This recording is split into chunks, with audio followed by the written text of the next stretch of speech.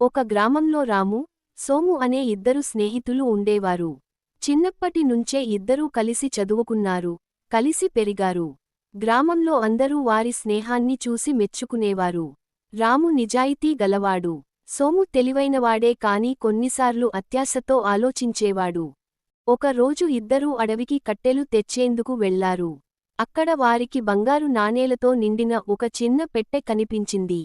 రాము, ఇది మనది కాదు, గ్రామ పెద్దలకు అప్పగిద్దాం అన్నాడు. కానీ సోము మనసులో లోభం పెరిగింది. రాత్రి సమయంలో ఎవరికీ తెలియకుండా ఆ పెట్టెను దాచిపెట్టి, మరుసటి రోజు రాముపైనే దొంగతనం నేరం మోపాడు. గ్రామస్థులు మొదట సోము మాటలను నమ్మి రామును అనుమానించారు. రాము ఎంత చెప్పినా ఎవరూ వినలేదు. కొన్ని రోజుల తర్వాత సోము దాచిన బంగారం కోసం వెళ్ళగా, అతడిని ఒక వేటగాడు గమనించాడు. అనుమానం వచ్చి గ్రామ పెద్దలకు చెప్పాడు. అందరూ కలిసి అక్కడికి వెళ్లి నిజం బయటపెట్టారు. బంగారు పెట్టెతో పాటు సోము చేసిన ద్రోహం కూడా వెలుగులోకి వచ్చింది. తాను చేసిన తప్పుకు సోము చాలా సిగ్గుపడ్డాడు. రాము దగ్గరకు వచ్చి క్షమాపణ కోరాడు. లోభం వల్ల నీ నమ్మకాన్ని ద్రోహం చేశాను, నన్ను క్షమించు అని కన్నీళ్లతో అన్నాడు.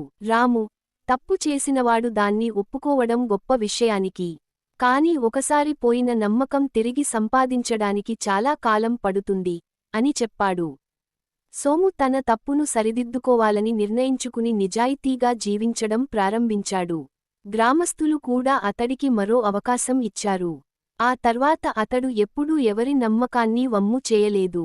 నీతి: నమ్మకం సంపాదించడం చాలా కష్టం, కానీ నమ్మక ద్రోహం చేయడం వల్ల జీవితాంతం గౌరవం కోల్పోవచ్చు.